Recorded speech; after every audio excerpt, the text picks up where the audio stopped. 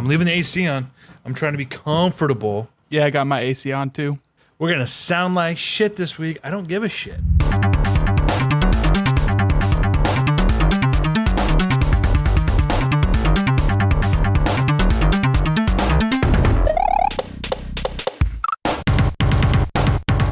Okay, Console Crusade Podcast. How's that for some energy?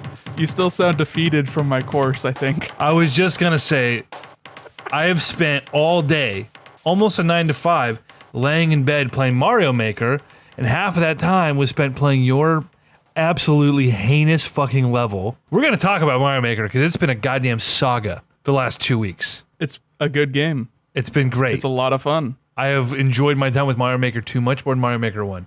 But anyway, Nick Durheim, I am EJ Olson. We talk video games, video game news, just some goofs, some gaffs. A couple of tired fellas today. Every day. A lazy Sunday. Well, that's accurate.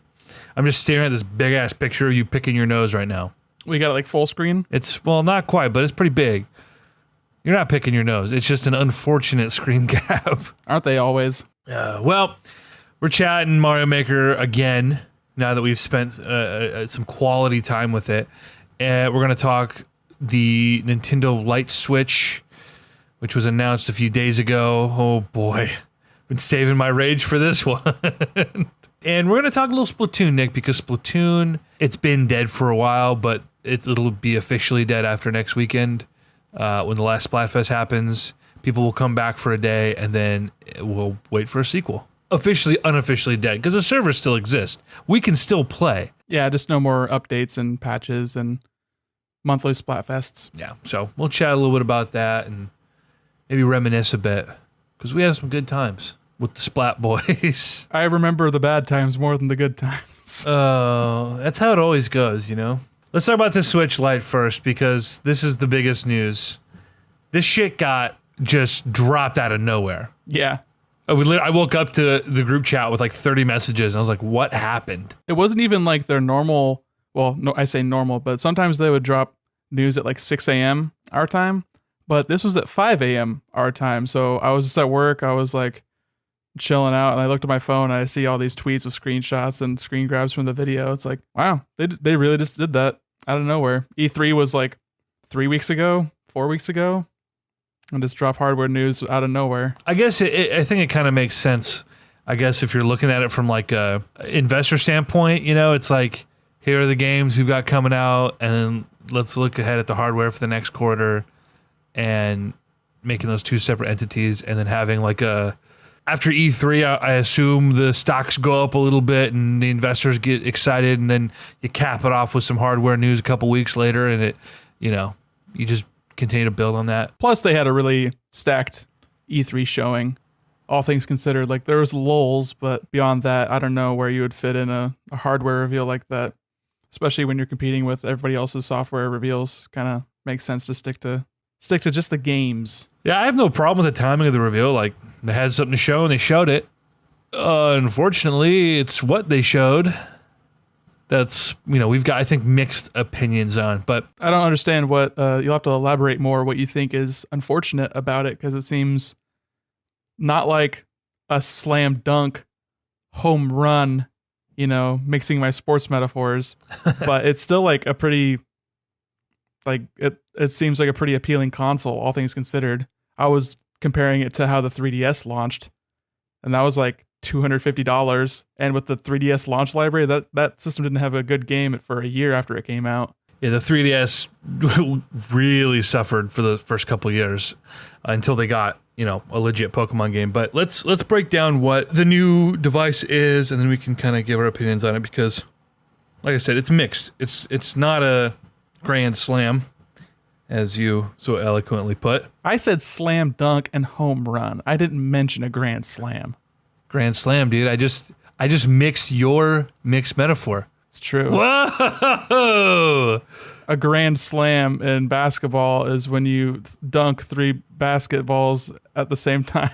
JaVale McGee did that at the dunk contest like 7 years ago or something. That's pretty sick. Not as cool as Vince Carter through the legs. That was the OG sick moment. That's the like the all time like that's when the dunk contest was resurrected and then died again. Yeah, with that moment. All right, the Light Switch. You're just gonna keep calling it that? Yeah, that's a good name. It's a great name. The Switch Lite. It's a $200 sort of downgraded version of the Switch. No Joy-Cons. It's all in one unit, which I think is really cool. I have no problem with that whatsoever. Same size buttons and sticks. It's probably the same hardware that's usually inside the Joy-Con, just not separated. It all appears to be. It all looks identical. Yeah, except for the D-pad, which they probably, the Wiimote, I guess, or from the Wii U Pro Controller, still have like the straight lines on the on the cross. That's the 3DS D-pad right there, man. Yeah. I imagine it'll be a little bit bigger than that, but there's no Joy-Cons. It's got a slightly smaller screen, which is actually kind of cool. I think the screen will probably be fine at that size, but you'll get a obviously better pixel density, and so it's going to be a lot crisper, which is great. And I don't think the current Switch screen is like too small or too big. I haven't really had that sort of experience where I was like, man, I wish I could see this better. I sometimes see people complaining about not being able to read, and I think that's definitely a possibility with certain games because they don't scale the UI correctly for a handheld, but most of the time, especially with Nintendo first party, I don't really have any trouble reading text on screen, and I don't think that the difference, it's 5.5 now, or for the Lite, and the old one's 6.2, 6.3. So that's a pretty modest decrease. Like you'll notice it side by side, but this is not a Vita, Right. For people with bigger hands, the body size itself will probably be sort of an issue. That's kind of been the case. It'll be lighter though, so that'll be a little bit less strain. I get kind of like a numb wrist sometimes, depending on how I'm holding the Switch. If I'm like squeezing it too hard, like Mario Maker, I'll be like, really gripping the shit out of it, and then I realize, oh man, I'm holding this thing way tighter than I need to, and I'm making my fingers tingly. Absolutely. I can't play games like that on handheld. I just can't do it anymore. This might actually, I'm looking at it, it's more than an inch smaller in both directions there, but that might work better. When I use the 3DS, it feels fine. I don't have any cramping unless I'm doing the claw grip because I need the shoulder buttons or something. But if I'm just using it, it's not a big deal. And it does weigh a little bit less. It doesn't have the IR capabilities. It does not have any rumble, let alone the HD rumble. Yeah, I was going to ask about that if it replaced the HD rumble for a traditional motor system. No motor whatsoever, which is really frustrating. Like, it's nice to have that tactile feedback. It's not something you really miss until it's gone, but I could live without it. But we'll get there, but this device isn't really for me, and it's maybe only kind of sort of for you, depending on how lazy you want to be. We're going to get to the use case and the target demo. We'll get to that because I've got thoughts both ways there. But yeah, so no IR, so you can't use any of the Labo stuff, let alone the Labo VR. It's a different sized unit, obviously. Yeah, and you couldn't take the side. It's like the Joy-Cons detach anyway, so I don't know what you'd... There'll be some issues with certain games without that HD rumble, or any rumble, like in Mario, with use the vibrating function to find the moons and stuff in Odyssey. Mm-hmm. So it's like developers will have to get around that, however they get around that. Some games won't be compatible, but for the most part, you're going to play all your Nintendo first party stuff fine, and where there are issues, they will fix. Obviously, the biggest difference with this thing is that it doesn't connect to the TV, which is really weird. And I know there are justifications for it. There always are. That's why they do it. There are justifications when they shipped a fucking device, a portable device without a charger. But is that the right thing to do? Why did they do it? Can we be frustrated with this? I think so. What do you think about that? If this could dock to a TV, the only time you would dock it to a TV is if this was your second Switch. And I don't think that is the purpose of this one. I think it's more like for a kid or for someone who only wants to play on the go. Like, this is a handheld. It's a silly notion to think that there are people who only want to play on the go. Daniel, my little brother, splits his time a perfect 50-50. Whenever he's home, he puts on the TV if someone else isn't watching TV. I hate to say it, well, this is the handheld, this is the 3DS to the Wii U or whatever. Like, I think it's the same fucking device. And the Switch is the only thing that makes the Switch the Switch. Otherwise, it's a fucking Wii U. On one hand, maybe it's a thermal thing. Maybe the new body doesn't allow for them to ramp up that CPU and hit dock performance the way they need to without melting the fucking insides. And if that's the case, I guess you have to sacrifice that for the smaller form factor, which is obviously targeted at children and at parents who don't want to spend $300 on a premium device. They're buying a smaller, more portable, sort of plasticky, quote unquote, sort of this Fisher-Price-esque thing, kind of like the 2DS for their children. I get that. Yeah, and I wonder if this even has active cooling, because the regular Switch unit does have a fan or two in there. It's got the same fan, the grill on top. I imagine it has to have. Well, that could just be a vent for, passive cooling. I was just saying active cooling, I know that there were hardware leaks for an alteration to the CPU, both for this and for the main model. They're doing alteration. Yeah. But at the end of the day, it's still the same CPU. And so I don't know why, it's not like the CPU is this big bulging thing that comes out the back. It's, this thing is essentially the same size. It's the same thickness. It's the same thickness. Thick, yeah. So thick. Yeah, that CPU cooler, I imagine, has to be there. And if it's not, that's a weird way to shave a couple of dollars off this thing. And Nintendo is not known for taking a loss on their hardware, which, okay, more power to them.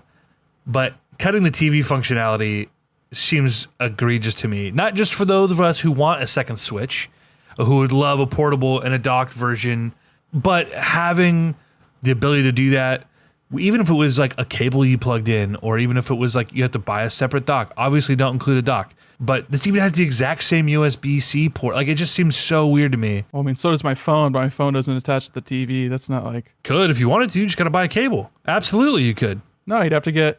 Okay, so those like sketchy Switch docks, that brick switches? Yes. Those are a repurposing of a adapter that you can use for, I think it's for Samsung phones actually, but it's not just a cable. It's like a dongle attached to another cable. It's more than just a cable. But anyway, I don't think that this doesn't feel like they're cutting functionality, because they're not cutting any functionality. They're making a new product. They're adding functionality by adding a new SKU that different people with different financial needs can jump into the Switch. Like, from Nintendo's point of view, they see this as an absolute win. Fuck off. Well, it's like they do or don't make decisions. In the past, they have or haven't, for fear of like confusing the consumer and not wanting to, dumb things that smart and informed consumers or anyone who does a little bit of reading would never get confused. But Nintendo's so afraid of introducing anything that could throw a wrench in that decision-making process for the consumer or for whatever, but they go and do this thing. The Nintendo Switch. Literally, it's called the Switch because it switches between handheld and TV. The fucking sound effect on their goddamn logo is the Joy-Cons clicking in, and this thing does neither. One of those is totally, I think, okay, not having the Joy-Cons. The 3DS had the word 3D in the name, but then the 2DS came out. The difference being, the 3D sucked and they realized it, so they said, we don't need this. The Switch's capability is the reason it did so well. I don't think that Nintendo got rid of 3D because it sucked. I'm sure they got rid of it because it was cheaper to make a 2DS, and they could get it down to like, now it's $80. And it's just them removing functionality and trying to sell a cheaper product. They do that with all their handhelds. Yeah, but the difference is no one cared or missed the 3D. It wasn't the selling, well, it was a selling point at one point, but after 2 years of that, the 3D, no, in none of the marketing material did you see the 3DS look how exciting it is to play our games in 3D. Like, it was... Yeah, and I'm sure they'll do that with this if people start playing only handheld, because I don't know about you, but I know people that only play the Switch handheld. And I'm sure there are other people that would only buy a dedicated handheld because it's $100 cheaper. Fair. I don't know why it seems like you're looking for something to be upset about just because they made a product that isn't tailor-made just for you. I think that is a really cynical way of looking at it. On the surface, it doesn't do the one thing it needs to do. Yeah, and they make the regular Switch still. I don't. If you want a second Switch, get that. Most people, I imagine, there are people who are going to look at this and say, oh, I'd rather have this. There are the people who only play Pokemon, right? There are those people. They will buy this. Or Animal Crossing or any of the other bevy of casual games. Sure, but 9 times out of 10, $100 is $100. But when you look at the functionality they're giving up and you're looking at the value proposition of a $300 console/handheld, spend the extra $100. Like, it's $100. You're not spending. It's not an extra $100. You're just spending on some fancy cut of meat you're gonna eat and never. It's a fucking video game console. You're gonna play for the next 6+ years. Spend the extra $100. Don't give up that functionality. Don't tell people what their money should buy for themselves, I guess. I understand that who this is directed at. I just think it's a really misguided attempt. It's directed at 3DS owners. They were too cheap to spend $300 for the past 2 years. Maybe an extra 100 will get them on board, especially for Pokemon coming 2 months later. I don't think there are that many people who haven't bought a Switch who want one because it was $300, not $200. I think it's because the games they want to play are Pokemon and Animal Crossing, and we don't have either of those. Now we will. So great. This is great timing. Obviously, it's why Nintendo did it. But how many people are going to go and look and say, oh, the Nintendo Switch, and either A, say, fuck, it doesn't connect to the TV, fuck it. Every Pokemon player in the world has said for 20 years, oh my God, if only they made a console version of this game.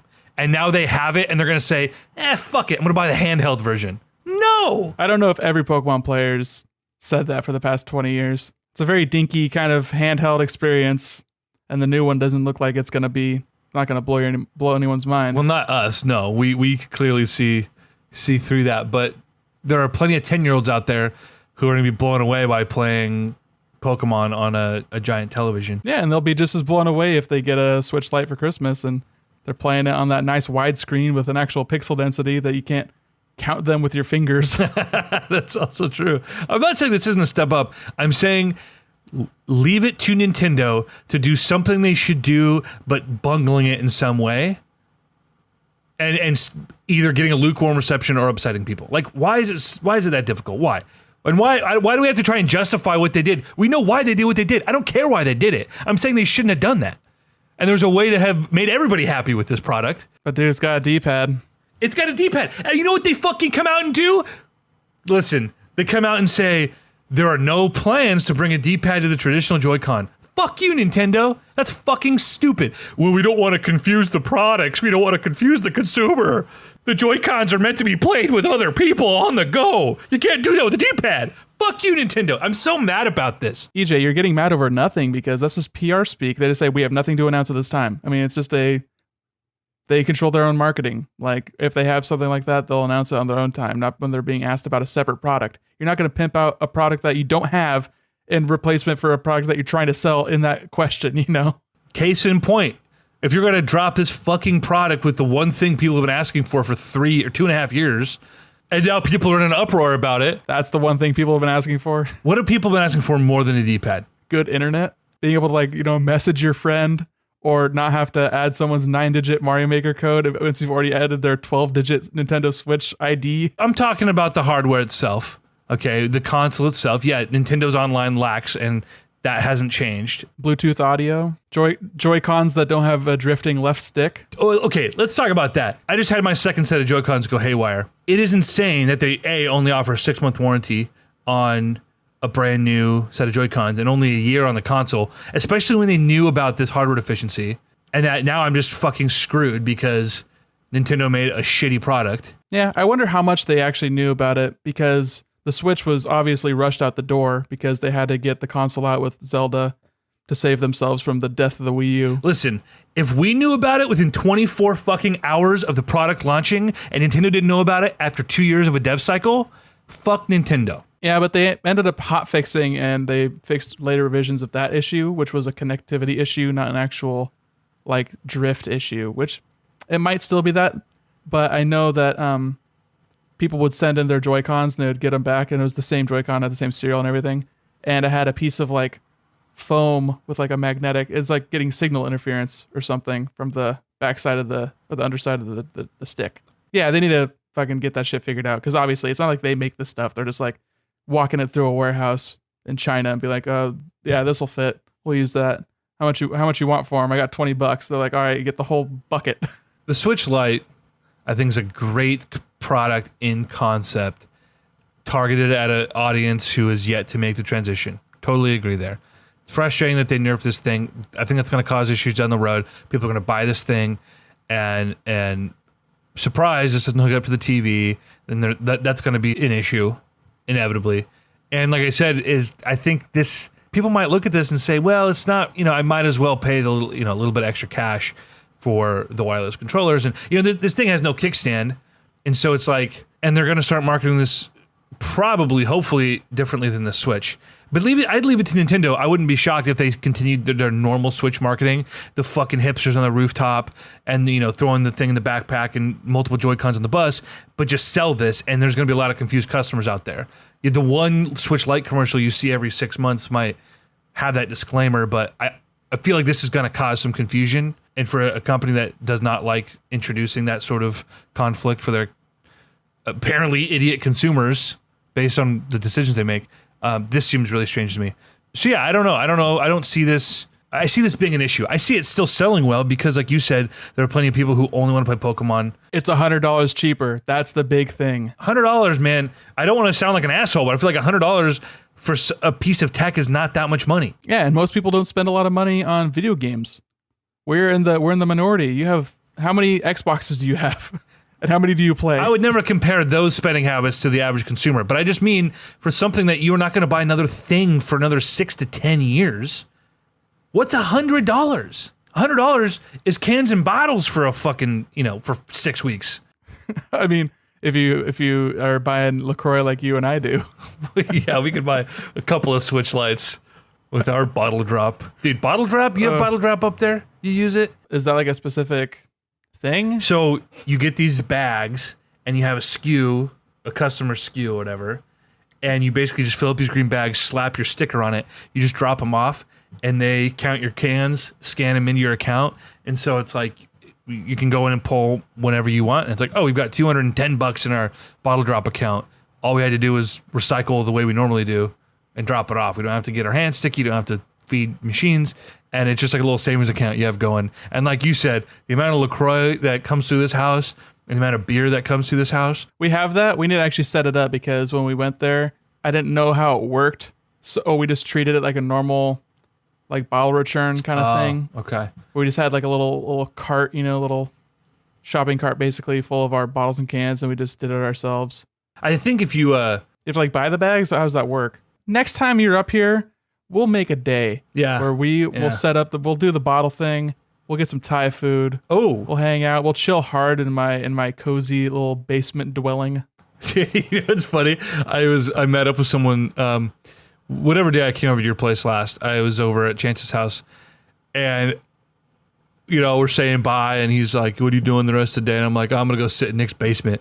And he just laughs. He's like, you're always going to sit in a basement. He's like, you make it sound like, and I just thought it was funny what he was picturing, like, I'm gonna go sit in his basement. Like, what are you doing? I'm like, dude, he's got a good mental image. Got a fucking basement with a couch and a TV, and it's like a big living room. Well, I mean, he should know by now. The only instrument you play is the one where you sit. So. Ow! Got him. Anyway, listen, Nick, I know why you're sitting here. You're always playing the devil's advocate. You're the yin to my yang. You're always trying to keep me level because I overreact to things. My anger is disproportionate to the actual grievances. I recognize that, but I also don't give a shit because this is how I feel. Yeah, which is totally fair. You don't have to take my input as like guidance and steering you the way you should feel. Like, I'm just trying to give you some counterpoints to consider. And I appreciate your, you're very strong-willed, and you make it very well known what you're feeling and how you're feeling about certain things. So we need that in this world. You look at the price gap of these fucking things, man, and it's like the Joy-Cons are $80. Obviously, the cost of production and the consumer price are obviously there's a vast difference there. But you look at where they're cutting that money and how that translates and where those proportions are at, and it's like the Joy-Cons are the bulk of the fucking cost. Well, I mean, they still have a lot of the guts to the Joy-Cons just inside the shell.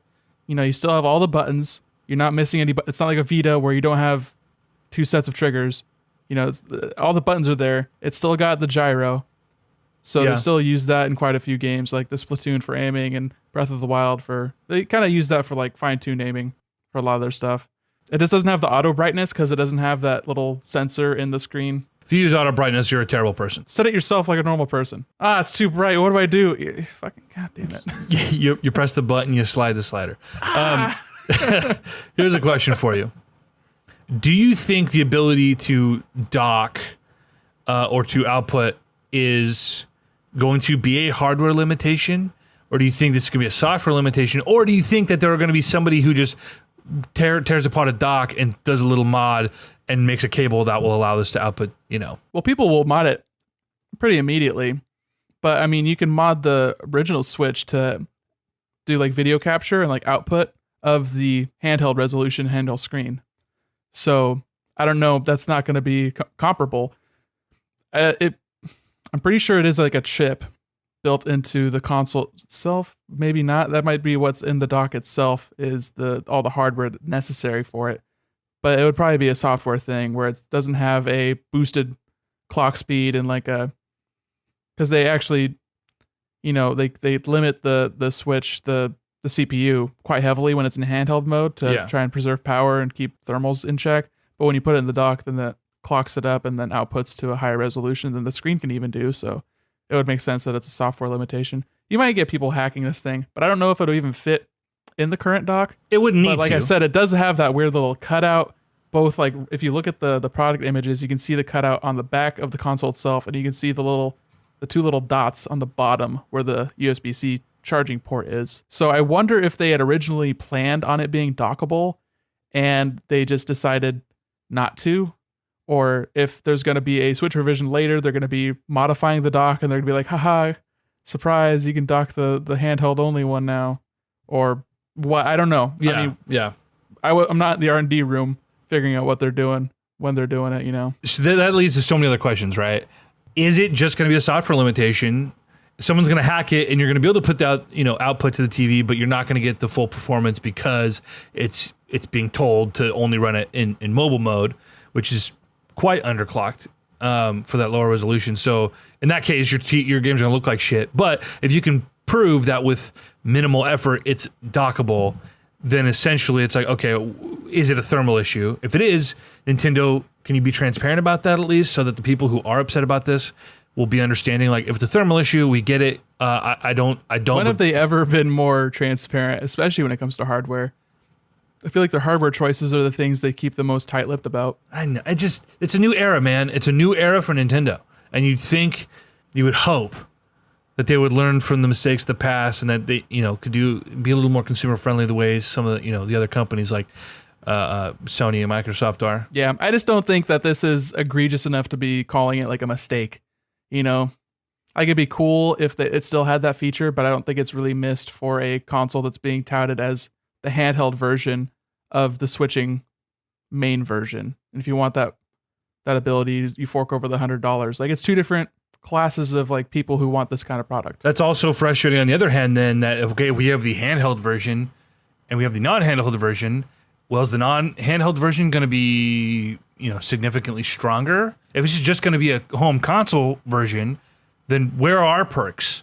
Because the Joy-Con and HD Rumble are not perks. Your perks is having 100 fresh US dollars to spend on whatever you want. No, I mean for us, the people who have the OG, if you're going to split this thing up and say this is the handheld version and this is the console version, well, the console version, you need to do a lot more with this because the Switch itself is supposed to be the handheld version of the Switch. So if it's not anymore, like, is that where that revision on the CPU is going to come in? Are we going to get better clock speeds? Are we going to get better performance? I just feel like the Switch is already nerfed. The Switch knows how bright it is outside, and it will adjust the brightness. Oh, that's the perk. That's what we're getting. It just seems so weird to me how nerfed the main SKU is because it has to be a handheld. Games have to be developed in a way that they can be played in both portable and handheld modes. So games are significantly nerfed, graphics and performance, so that it can reasonably meet both standards. But now we're getting something, they're splitting the market in a way that they said they weren't going to or didn't want to, and that's why the Switch existed, because it's this hybrid thing. But now we're splitting it again. So I want the Switch Pro. I want the console-only version. And then I want a cloud system that lets me have both. Breath of the Wild runs better on the Switch than it does on the Wii U. High resolution, 900p versus 720p. So it's stronger than the last console. The Wii U was awful, and it wasn't a last generation console. It was an Xbox 360 with a Fisher-Price gamepad. No, man, it was like 3 Wiis duct taped together. And also, your hand never went numb holding that gamepad. It was nice and thick. Dude, and not too heavy. I liked that thick one a lot. It was terrible, but I liked it a lot. It was thick. It felt cheap, but boy, Well, you could listen, draw on it. I wish I was able to better articulate my beef. My rage. No, I understand. I just think your rage is a bit misplaced.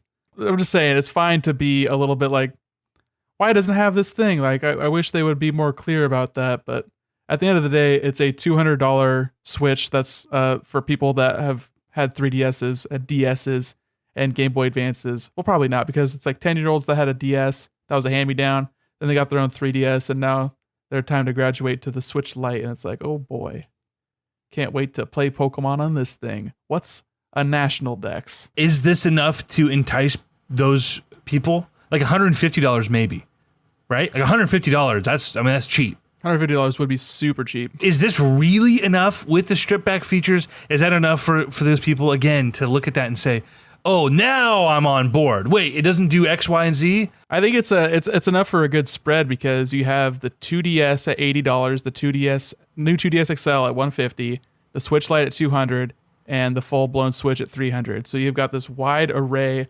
of products at different price points for different people and different kids and all that kind of things. That's going to be swinging for the fences this holiday season, especially when everyone's holding their breath until we see what's actually coming out from Microsoft and Sony. Nintendo's going to have a banner year this year. Well, you think? Yeah. Hardware sales, software sales. You got a lot of good games coming out. We'll see. All right. Well, I was saying earlier, Leaf's going to text us with some smart-ass fucking response to why the Switch Lite makes sense. And listen, Leaf, I'm going to get out ahead of it. Boo fucking who. You're missing the point as always. Your sassy text is not warranted, okay? You're really putting him on blast for something that he hasn't even done yet. Because he does this every fucking episode. Where by like 3 days, you're jumping the gun. Listen, he fucking does it every episode. He makes some smart-ass... It's like... Clearly, I was like, Leaf, did you listen to the conversation in context? No, he was busy typing out his angry reply. Yeah, he hears one thing and he goes on this fucking tangent. He either emails or texts us or whatever. Leaf, I appreciate it. I love that you listen. I love that you hit us up. But you gotta listen, man. Critical listening skills before you lambaste me in front of all of our other friends, okay? Nick's losing it right now. Swallow. Got me right when I was taking a sip. That was dangerous, man. About to ruin this microphone and one of my monitors. God. Man. All right, fuck it, Nintendo. Listen, all that to say, I'm still going to be buying one for my girlfriend. Okay. And I told her, I said, Sarah, I can't. I know there's a janky way to like play, one's your main Switch, one you can play just online, blah, blah, blah. It's janky, and I'm not going through that hassle to play on 2 Switches. What I am going to do is I'm going to buy that other one for Sarah and say, you need to play Pokemon, you need to play Animal Crossing, and then I can make an account, and I can make my second Animal Crossing island, which I always have 2, Nick. You always have 2, okay? Twice the resources. You can go into the other person's town, drop all your cool things. Come on. Yeah, I have 2. I bought physical and digital so that I could have 2 fucking towns on the 3DS. Because I'm a sick man. You are sick. I'm broken in the man. head. Oh boy. Okay, so all that to say, I will still be buying it. I'll be frustrated by it. But Cheryl, she probably won't miss the TV functionality. And if she does, on the occasion, we can do the janky workaround to get her games on the Switch on the TV, whatever. What color are you getting, and why is it turquoise? No, I am going to wait for the Zelda Special Edition because that thing's going to be cool as fuck. That does seem like a pretty likely thing. It's coming out the same day as Link's Awakening. Same day! And we have a shitty Pokemon version, but no link to the fucking... Link to the... What? Link's Awakening, dog? Link's Awakening, whatever it's called. Link to the Awakening. Whoa! Ba, ba, ba. A link between dreams. We're also about to go into this next segment talking about Mario Maker, where we're just going to praise Nintendo and how fun the games they make are, while having lambasted them and saying fuck Nintendo. I said fuck Nintendo like 14 times. Yeah, I mean, Mario Maker's not like without faults or anything, but most of those faults are either things I don't interact with, but are so overlookable based on how much fun I have with everything else that as to not matter. I think a lot of the issues with the game are very quality of life things, some UI issues.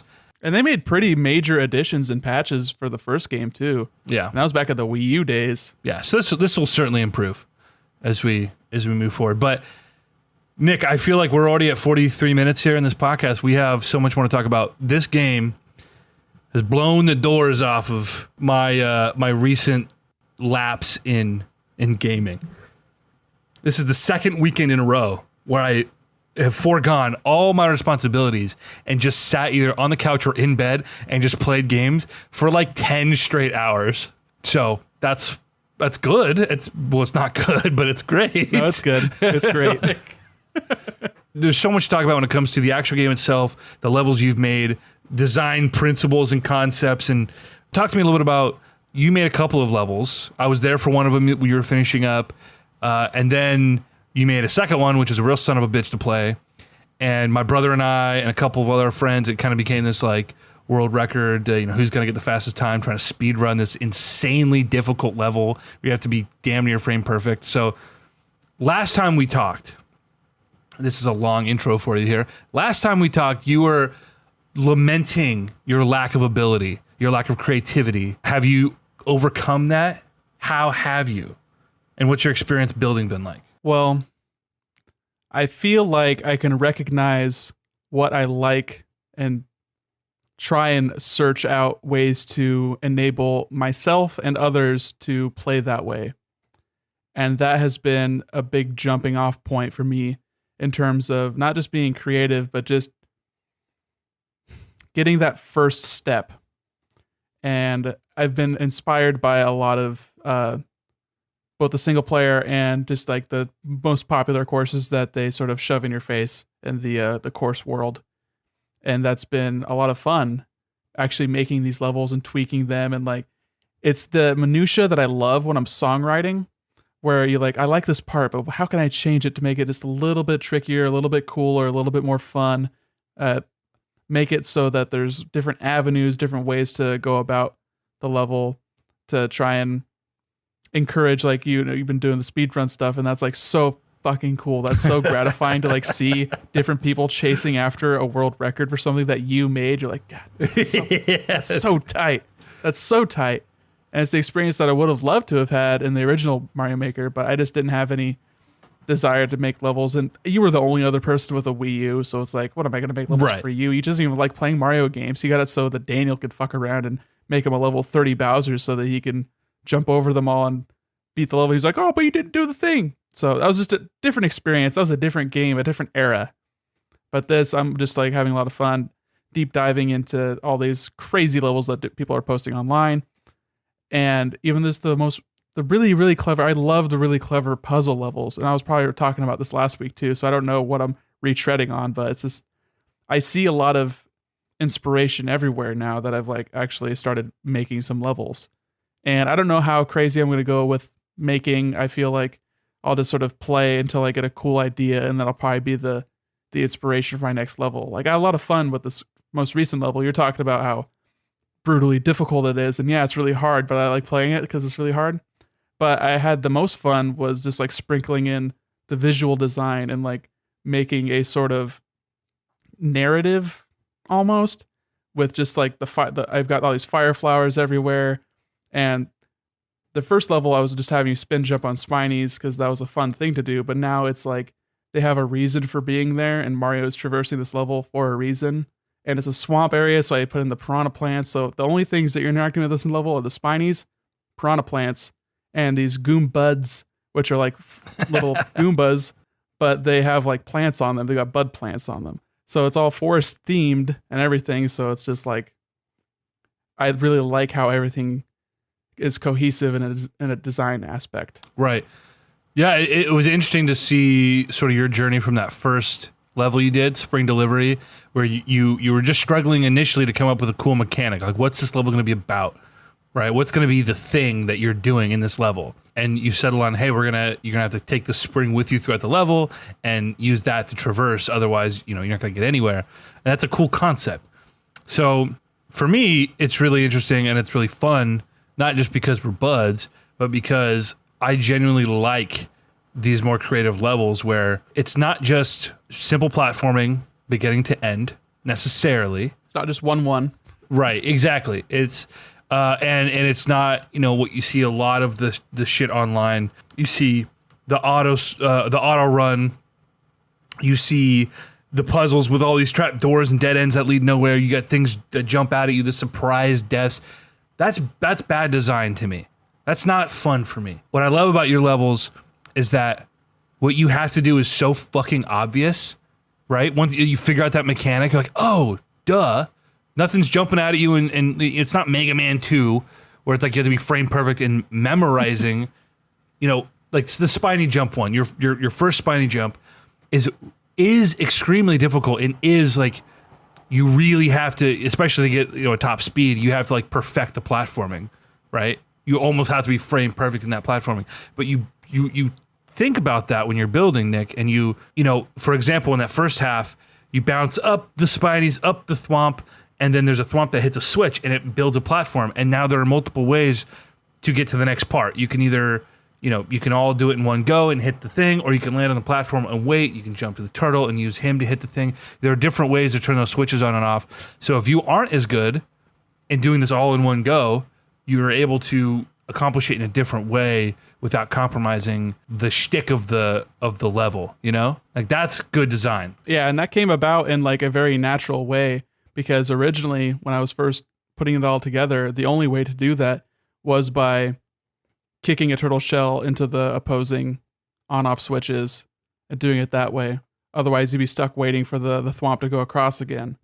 But then I realized that it's really fun to like get that momentum and like zigzag up through the spinies and like you can bounce on top of the thwomp and then get super high up. And I thought, oh, it'd be really cool if I put it originally, it was over on the far right side of the wall, but that was like a little bit too easy. I wanted it to be a little bit more finesse. You want to like slow down instead of like just holding right the whole time. You want to feather it back and like really get more control over Mario. And I thought that was more entertaining and more satisfying as a player. Well, your level building taught me what I am looking for in Mario level. I love speedrunning levels. I love it. I like short, sweet. You got to figure out what the mechanics are. You got to figure out the level and then execute. And, my brother and I started doing that on 4th of July when you had only built Spring Delivery, which, by the way, you can hit up our Twitter at @console_crusade. We're going to post some of these codes and a couple of videos. You can peep those if you're on Mario Maker 2. All right. Shouts out. At Press Till Death, that's Nick. At eJiggle, that's me. We've been going back and forth with clips and stuff this weekend. Yeah, as you try to surmount the Everest that is my Spiny Jump 2. So, okay, we're gonna get to the Spiny Jump 2. I want to talk about Spiny Jump 1 though, because, like I said, it sort of awakened something in me. And my brother, him and I were going back and forth. He beat the level first. It was last weekend, right? I think it was Sunday. He beat the level first, and I was like, "You son of a bitch." So then I got it, and then I got it down to like a sub 1 minute. I had like 59 or 58 seconds. And then I was like, I got to beat Nick's clear time, which you had, I think, had 30 seconds. When I got it down to like 33 seconds, I was like, damn, I don't know if I can get any better than this. And then I get it down to like 29 and a tenth or whatever. And I'm like, Nick, I beat your fucking clear time. Felt really good about it. Took me all day, whatever. Well, later in the week, a mutual fella in our lives, someone I haven't spoken to in many moons, but you are still very much in contact with and whatever.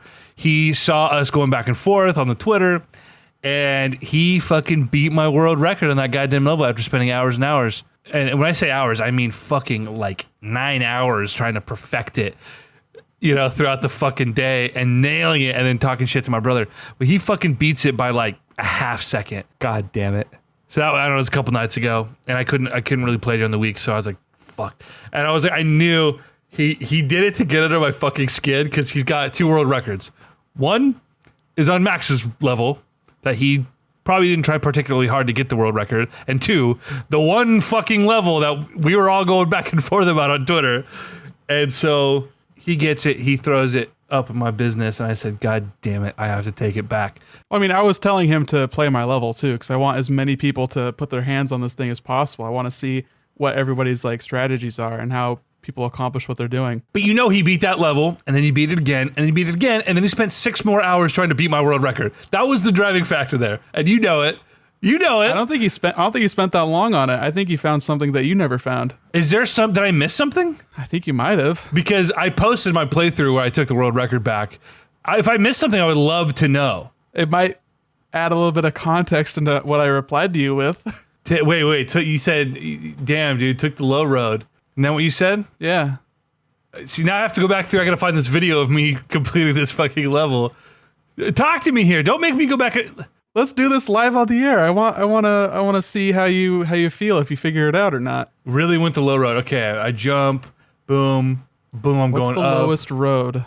I don't know what you're talking about, buddy. I'm watching. I don't know.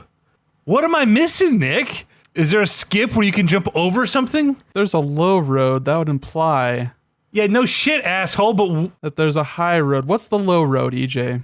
What's the lowest point that you are on the level? when I jump down and I do the little skip where you thread the needle in between all the spinies instead of bouncing on them. Which is a very impressive move. I was very impressed by that move. It is I'll be really perfectly hard. clear. It looks hard. It's really difficult. It doesn't look fun at all. Those Especially hitboxes. that messed up like vertical spike. Right, it's fucking stupid. So dumb. So I'm scrubbing through this goddamn thing. Again, you can find it on our Twitter at console_crusade. So when you go down there, have you thought about bouncing on the thwomp? Yeah, I mean, I did at one point. The thwomp that goes all the way to the right before you do that jump down. Yeah. I mean, I had certainly considered it, but you can't make the spin jump from the platform onto the thwomp. No, you can't. You got to jump on the red shell and then on the thwomp, and then can I go up from there? Maybe. Bust out your Switch right now and try it out. Live You on the son air. of a bitch! Listen, so you're telling me I beat his fucking world record time by doing the hard route flawlessly, and I still managed to beat him? Yeah. So you're saying I could probably get this down to probably 26 seconds if I go up the Oh, thwomp? not that short. No. You'd get sub 28 though. You think? Probably. Yeah, probably. So, wow. So you jump off the thwomp, you go up. There's something cool up there. There's something up there. More stuff to bounce off of, or can I just run on the platform? More stuff to bounce off of. And then you jump straight to the finish line, or I still have to jump to the little upside down T? Why don't you play it and find out? That's the only one way to find out. I've already told you way too much. I'm surprised you didn't figure that out yourself. Jordan found it pretty quickly though, because he's like searching for cheese. You know, that's the way he beat Max's levels. Is like he did something in an unintended way, because that's the key to speedruns. You know. I mean, that was my thing, is I'm looking at how to cheese this level. I didn't consider that I could go up. However, this now makes sense when Jordan responded with "holy shit" when I posted my video, because he's like, "Damn, you went the hard way. You went the low road, dude." Wow, it makes me With feeling that better. super quick turnaround in the tunnel. Mm-hmm. I was super impressed by that. I'd never been able to get that one jump turnaround on the left side. You know, it's left side of the S. It's fucking hard. I'm sitting here being like, how did Jordan shave that time off? He had to be, because I'm finding points in the level where I can shave a half second. Like, there are points where you have to double jump on a spiny to redirect yourself. Right. And I'm like, oh, I can shave half a second if I do a just perfectly timed the half jump into the full jump. And most of the time you'll lose momentum, but if you just get it right, you can get enough momentum to finish the rest in one go. It's like, oh, I can shave a half second there if I can nail it. On the first part where you jump spiny right, spiny thwomp, spiny left, up, and then the thwomp again, we sound like crazy people if you haven't played this level. If you do half jumps on those, you're not wasting so much time in the air on those full jumps. So you do like, they're more like 3/4 jumps, right? On each of those, and then on the thwomp, it's like a half jump. And I'm like, okay, I can save a little bit of time there. I ended up knocking off like a second and a half for my time, my previous record. So, hey, I feel good about it. You want to talk about Spiny Jump 2? You made Spiny Jump 2. The revenge. The goddamn revenge, you son of a gun.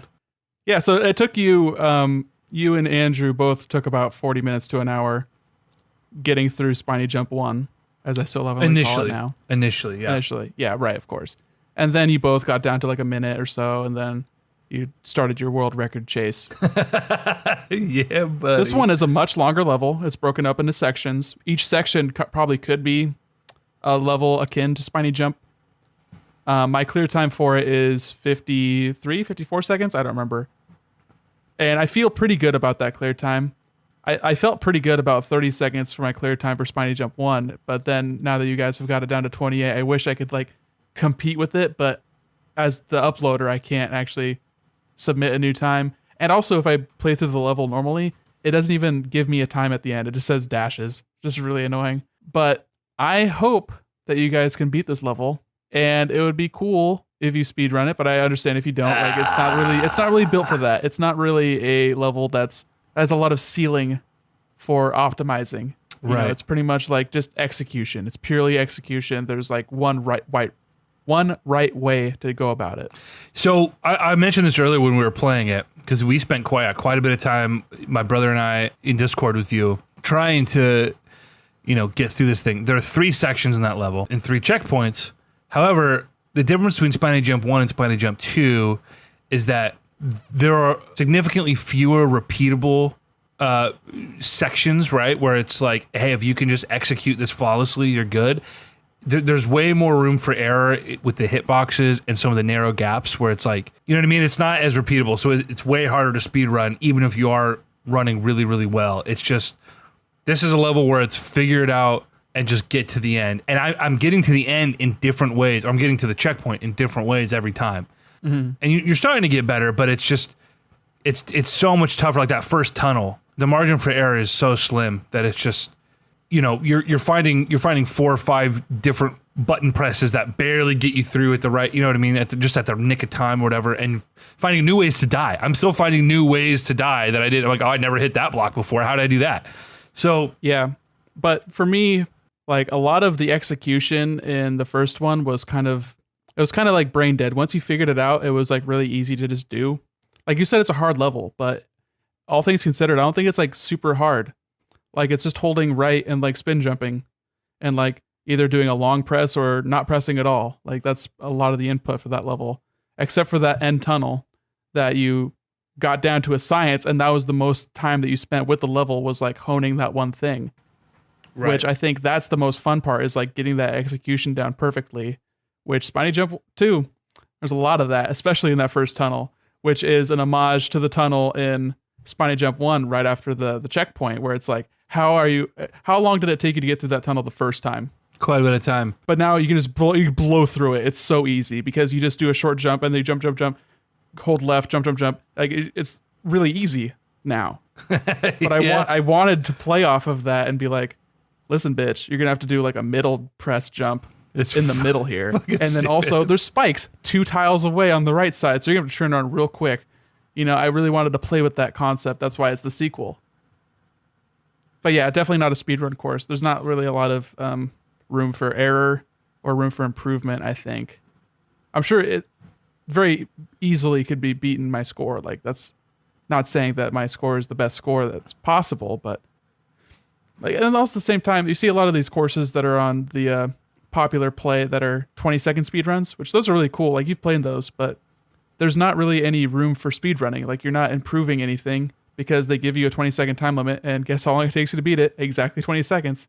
So it's just like, oh, you mess up and you die, but you're not like shaving seconds off. You're not getting that time down. This ain't speed running like a real video game. Yeah, I have to be really careful, because I'm gonna beat the damn level, Nick, but I am also gonna have to say I'm not speedrunning this level, and inevitably when Andrew comes in and beats my time, whoever else, I can't waste my days playing the same level.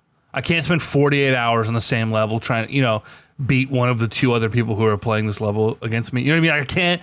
I'm not going to speedrun this. I just want the sense of pride and accomplishment that comes with beating this level, knowing that, hey, you designed a good one, but it's serving a different purpose than the last 2 even. Because I also got that world record on the spring delivery, which took me a little bit. You feel pretty like you can't improve it anymore? I think maybe I could get a second off, maybe, but... Second's a long time. It's a pretty long course, though, because the low gravity makes everything feel kind of slow.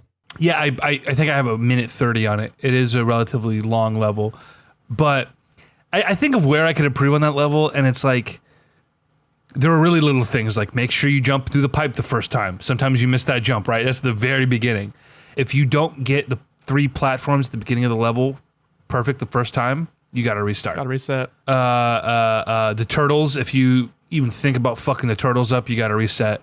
So I more or less did every section perfectly. I think I probably wasted a little bit of time, like hit the on-off switch at the end of the level like twice. You know what I mean? Like I was like, oh fuck, I gotta open that part up. So that's like, that's a 1/10 of a second, I guess. I don't know. So you got it pretty optimal. That's a weird one, because some of the execution on that is kind of tough, with the spring jumps and the whirlwinds. Like those can be pretty annoying. But it was just me sort of like figuring out and like getting my feelers out there, just making something. I knew I just had to make something. Otherwise, I would never have any like idea what I like to make. Right. You know? You broke the seal, man. Broke the seal. So I think my next level, I would like to do a return to form, something similar to the way Spring Delivery was, where it's still built around a theme. I really like thematic levels. I think that it's like, here are the 3 items I want to play with, and then play with them. And then I want it to be a not difficult level, especially after how much of a pain in the ass Spiny Jump 2 was to make. I'll come back to that some other time. I'll ruin you guys' weekend another weekend. But I want to make something that's easier. Maybe not easy, not like hold right and you win, but you know, something where finding the optimum route is more fun. Like the speed running aspect is more interesting. Sure. I think that'd be really fun to see you guys go back and forth, because that's given me a lot of pleasure. I'll tell you what. I like it's fun hearing you guys struggle and like beat your head up against it and like know that you can do better and know that you can do it. Like I get that feeling from you, like when you're getting this frustration, but it's also really, really fun seeing that time getting shaved off and just the screenshots and the little jabs being like, bitch, now you do it. Yeah. That's super cool. I've had a blast with it. Yeah, we were playing today and Andrew and I are talking shit and like listening to him fuck up and then hearing your reactions to him or I was laughing my ass off. I was the most fun I've had all week. So I miss when we just hop on Discord together and like banter while we do whatever the fuck we're doing. This is a perfect game for that. A lot of the games that I've been sort of wrapped up in prior is not a good game from Discord. Like I'm not going to play a JRPG while on Discord, you know? Sure. Maybe if I'm doing like meaningless grinds for side quests, but if I'm doing that, then I should be playing something else. Exactly. Well, this is great. I think what Andrew said was, you know, I wish we do a beach trip we've been doing for like, I don't know, fucking 6 years now. Sounds about right. 7 years and 6, yeah. And I feel like they're getting later every year. We're going in October. We had to just move it to October. It used to be we would go the weekend after Labor Day, Memorial Day. I always get those two. Labor Day, right? Yeah, Labor Day. That like school's back.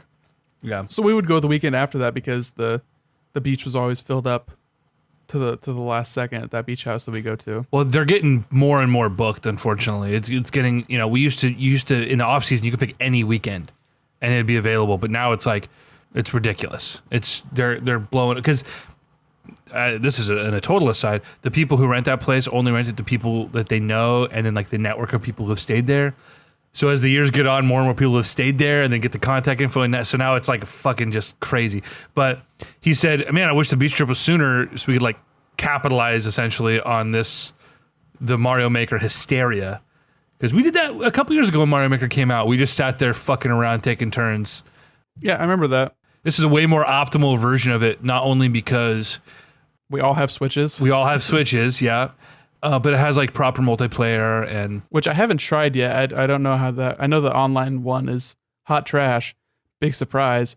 But I would like to check out and see if there's any good courses that are made with multiplayer in mind. I played one earlier that seemed like it would be a good sort of. It was like a racetrack. Well, not really a racetrack, but it was like 4 different pipes. So each person goes into a different pipe, and then you all go vertically in the same. You do have the same obstacles and stuff, and then they pile you in at the end. That seems like it might be interesting. I wonder if you could do that for players locally. Shouts out to Mario Maker. This has really been, you know, this has been an episode of sort of the highs and lows of our relationship, my relationship at least, with Nintendo and the way I feel about them. It's there's a great, you know, ambivalence to that relationship. But let's spend just a few minutes here, Nick. We mentioned Splatoon. I think we went a little bit longer ranting and raving there. But just a little bit about Splatoon because it's coming to an unofficial end, like we said. And before we are able to record again, we will have hopefully both participated in together the final Splatfest, which is interesting because I've done like 2 Splatfests in the last 2 years. Yeah, I've done maybe 3 or 4. If I was more invested in the game and like getting better loot and stuff, I would probably be more hyped about them because it's a really good opportunity to get those. I can't remember what they're called. The little tickets that you give to the oyster guy, and he can like refresh your gear. Like it's a really, you know, obscure, weird system, and like you don't really have to you don't really have to interact with it in any way. Like, it doesn't really affect things too much unless you're like crazy hardcore about it. It's just like a fun little thing. Yeah, it's more an excuse to be like, hey, get everybody back online, let's play together. And it unfortunately hasn't happened. I think part of the issue is also that it ends on Saturday night. It's Friday, Saturday, and it's like... It's only 24 hours. This one is twice as long, though, which is like, thank God, you actually get a 48-hour period. Heaven forbid you do that for any other Splatfest. Right. That's been the biggest hindrance, because, Saturday night rolls around and we're all together or we're all available, and it's like, oh, it ends in 40 minutes. Yeah. But Splatoon... I don't know about you. I mean, we played quite a bit together, but I went so hard on Splatoon 2. I mean, probably hundreds of hours. I'd have to check, but between playing with Leaf and Drew and you and then my brother and my little brother, when Daniel got his Switch for Christmas, Splatoon was one of the games we had ready to go for him, and we spent I remember that was when we got snow, right, on Christmas Eve, and we had snow for a couple of days. We just sat snowed in, just playing Splatoon for days on end. And it was a freaking blast. I mean, it's such an interesting concept, like the Nintendo-fied shooter, right? Like, how are we going to take this genre and do something no one has done before, but in a way that still honors what that genre can be? It's a shooter, but it's like a Team Fortress sort of like objective based. It's very interesting how they ended up doing it, and it hooked me in a big bad way, and I miss it. Every once in a while, we'll hop on, we'll play a few rounds, and it's like, man, if only we had the time to like do this for an hour every night or for a couple hours on the weekend together, just hooting and hollering, That's why the Splatfests are so cool too, is because you can actually do turf war with your friends on the same team, right? Because you both choose a team and they have to put you on the same team, right? So it's like, yo, we're all choosing order, we're all choosing chaos, and let's bring this bitch, And Turf War, I think Turf War is the most fun mode. I like the other different, like the fun, like the ranked modes and what's the other ranked? There's like two different ranks, but there's one that has like the football that you gotta like collect those mollusks and throw them into the hoop. Like, it's just a kooky little thing that's just a little bit different from the normal mode, or like the towers or see, I haven't played in so long, I can't remember any of the names of them. There's the one where you get the big gun, you get the crazy like laser rifle gun that you can kill anybody with it, but you move super slow and you have to push it into their side. It's like football basically. For us, we rarely played ranked. We played either Salmon Run, which was waves of enemies, but it was more about the bosses than it was like. Well, they have that in horde modes, right? But typically it's like wave, and then boss or whatever. This is just like a million bosses coming at you, and it gets crazy. Yeah, it's just that none of them are like strong enough, I think, to be considered a boss. Fair. It was still a lot of fun though. It had its issues with the way the online was implemented and the times of day you could play, and then matchmaking was weird, but it was a lot of fun. We spent a lot of time with that. But yeah, just Turf War, just the classic Turf War experience. I still never played the single player for that game. Yeah, I was gonna ask you if you ever got around to that. Never did. Never got the expansion either, because I just want to play online. Yeah, I never got the expansion either. I'm sure Leaf is gonna text us and be like, "Yeah, it was actually really good." Yeah, I listened to the soundtrack. Really good tunes. Fun soundtrack. Very evocative of our earlier days. Good shit. Yeah. So what does a Splatoon 3 sequel look like? I know I've bitched about it on the podcast before, and we've talked about it.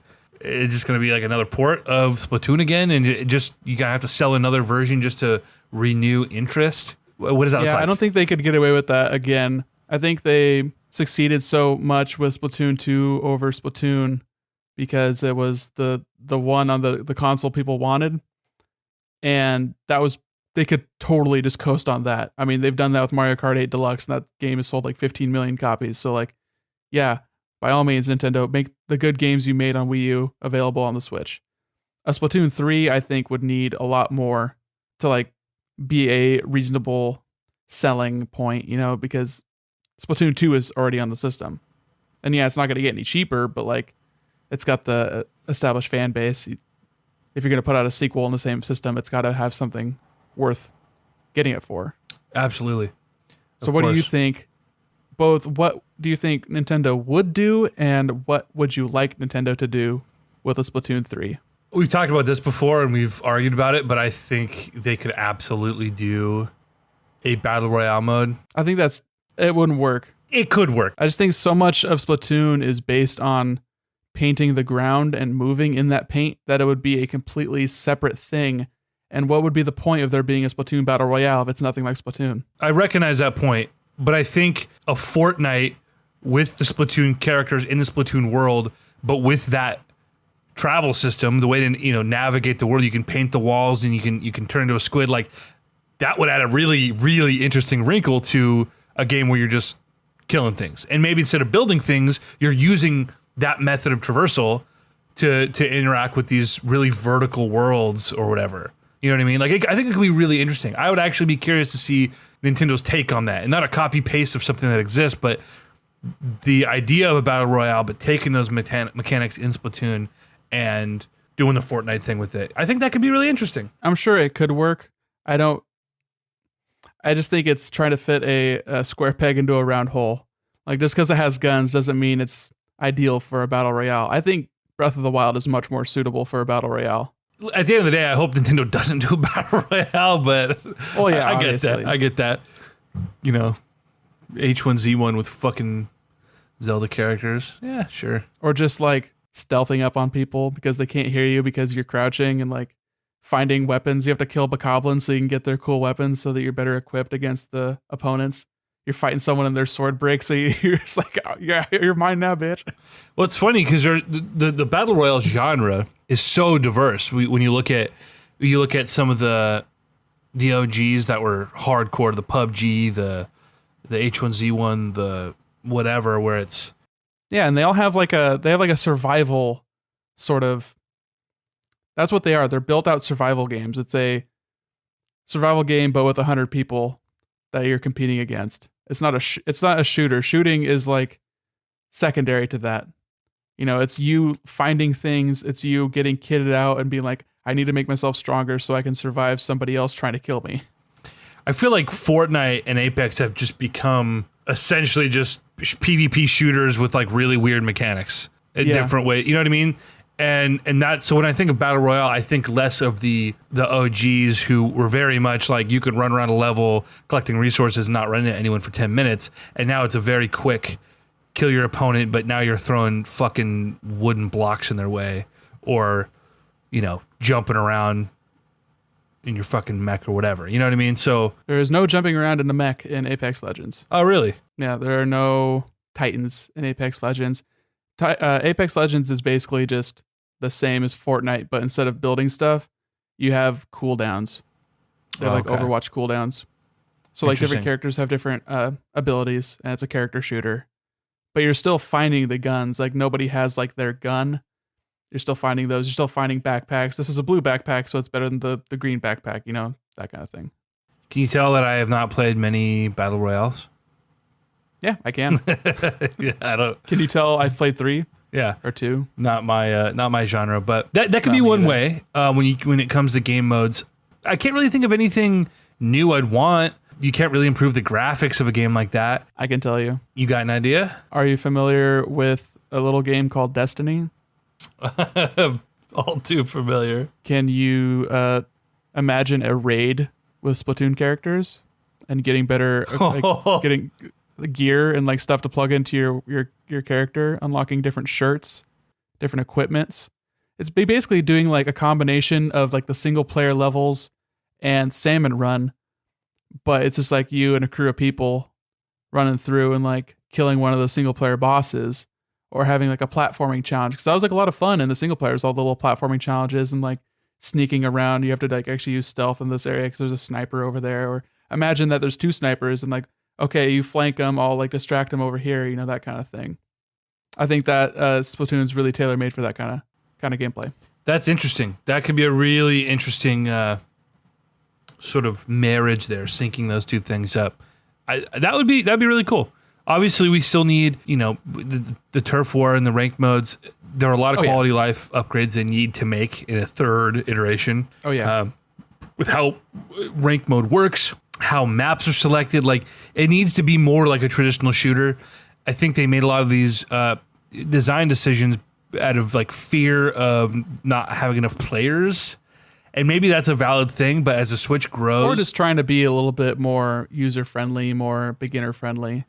which I do appreciate. You want to play online, you just hopped into Turf War and you're playing online, and it's as easy as that.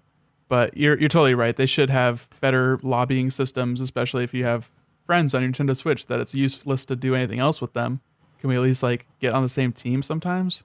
Jesus. How many times we played, and you'll play for like 3 hours straight, and that one time all four of you on the same team, and just the unanimous cry, ah! when it happens, like so rare. You can all get on the same team if you're playing ranked or if you're playing team ranked, but like you're playing against other people who are team ranked, they're all going to kick your ass because they're actually good, and you're just four chuckleheads trying to play Turf War. But there's no Turf War in ranked. It's all like the special modes, so you're SOL. Why is there no ranked Turf War? That's another thing. Quality of life. We're making these complaints. I think there's some really cool ideas there. Keep improving Grizzco. I think Grizzco's really cool. The salmon run. There's 3 or 4 maps, which is like not a lot, but they started out with like 2, and they just added a couple over the lifespan of the game, which I think it's because they kind of cranked this out 2 years after the original one came out. Isn't that crazy? Splatoon 1 came out in summer 2015. Splatoon 2 came out summer 2017. And we're already like in summer 2019, and there's no Splatoon 3 in sight. So I would imagine that there's a fair possibility of it coming out, like actually having a Splatoon 3 come out next year or the year after that. If they have like ideas and like cool new things to add. Otherwise, they're cutting support. They're not doing more Splatfest. They're not doing more patches. They've run their course on the 2 years of Splatoon 2, which I think initially was going to be 1 year. And then it sold gangbusters, and they did the expansion as like a, yay, we did it. Here's like a cool single player thing for you guys if you want it. Well, hopefully next week we can all sync up and actually play together and sort of revel in that fun one last time. For me, Splatoon, it was right when I was finishing up school. It was before I was working for another company full time. And so I would spend long stretches of time up in Portland, and I would crash at my cousin's place. And that was good for me because I got to see a lot of you guys a lot more frequently.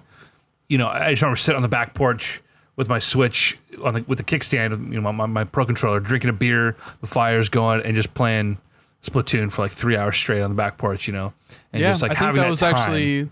I think that was launch weekend when we convinced both Dre and Max to get a copy of the game.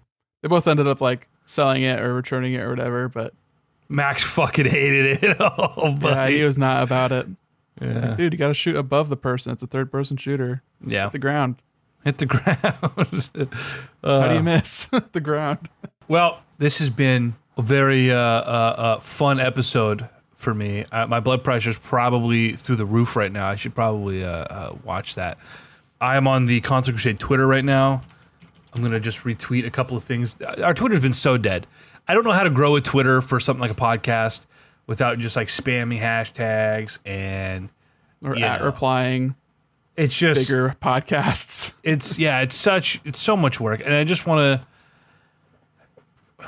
I don't know. I just want to have that audience, but I don't know how to grow that. So if you're listening, follow us on Twitter. Don't follow EJ; he'll block you. Yeah. So I want you to just get on Twitter and report him or something. Search his name for any incendiary language that he may have used 6 years ago and bring it up in an embarrassing fashion so Disney can fire him.